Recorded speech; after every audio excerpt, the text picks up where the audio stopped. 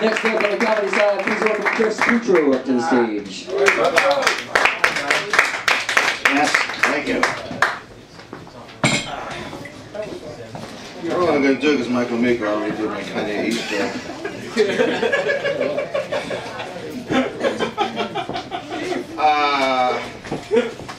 A lot of jokes here tonight just for the benefit of the comedians.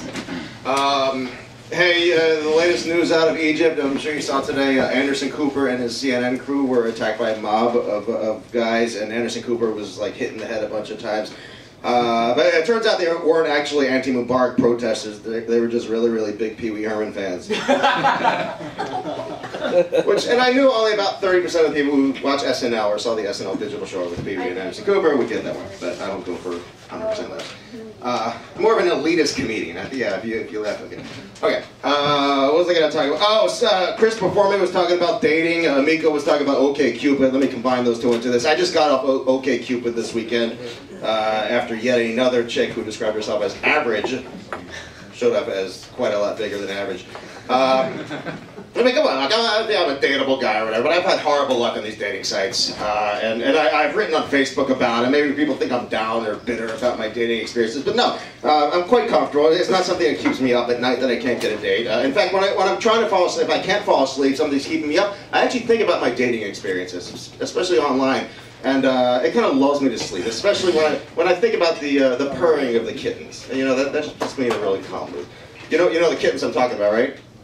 You know, when I find a chick online, I email her and she never writes back, because even though I'm way out of her league, she thinks she can do better than me. And then within a couple years, it backfires on her, and her looks turn, she can't get a date anymore, turns into a spinster, a crazy cat woman, dies eventually, fat, alone, and unloved, and she has no friends, nobody knows that she's dead until like a week goes by, and the neighbors call the police because they hear the kittens meowing.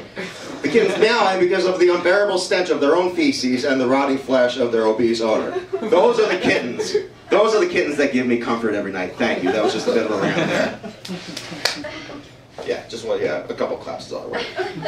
I didn't prepare comedy material. I'm just going off on stuff. Oh, speaking of animals, can somebody please tie Punxsutawney Phil to their bumper?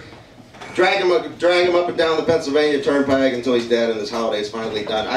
Here's my problem with Groundhog Day. The idea is when he comes out of his hole, if it's a bright, warm, sunny day and he sees his shadow, that means 6 more weeks of winter. If he comes out on a snowy, cold day and there's no sun and he doesn't see a shadow, it means winter's over. This kind of seems backwards to me.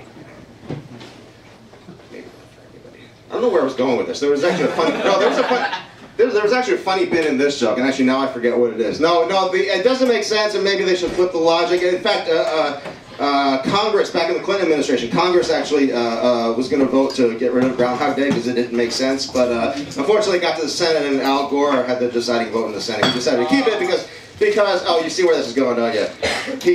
So I shouldn't even bother finishing. He set his team of climatologists on it, and they actually could not see any logical flaws in this Groundhog Day thing, so they voted to keep it. Not the first nor the last time that Al Gore has not seen the logical flaws in a climatological study. Hey now, with the other thing, I'm still on animal. This is an animal-related set. Somebody sent me that video of the Amico. I'm just going to do my entire set like this now. You were doing it wrong. Yeah, I think you were doing it with this hand. You were kind of touching. It's more of a stretching up here like this. And I think you have a little too much hair up there. Yeah. So maybe shave that down if you want to really live this gimmick. No, somebody sent me the video of the monkey, the chimp raping a frog. I'm sure you've seen it. It's been around for a while. Somebody sent it to me. No, I watched it again, and I don't like the title of it because it's sort of speciesist. You know, it assumes that a lady frog because she's a frog does not have the intellectual capacity to consent to sexual activity. And if that's true, I mean, what's next? They're going to say that an 11-year-old boy can't consent to sexual activity? I mean, if that's the case, I'm going to have to cancel my trip to Cambodia. Because in another 2 weeks, I lose the down payment. No, the frog had to know. Come on, every time you see a video of a chimp, within 30 seconds he tries to fuck something. I'm sure this frog knew what she was doing when she hopped into the monkey enclosure. And and people were saying on the message board like she's going to be scarred for life, it'll mess her up psychologically. No, coincidentally, I actually saw a follow-up story on this frog a couple days ago They caught her coming out of Charlie Sheen's house. But you be the judge as to whether that fucked her up psychologically. Michael, Amico, awesomeness. ChrisPutro.com. You guys have been great. Thank you. Give it up for Chris Putro.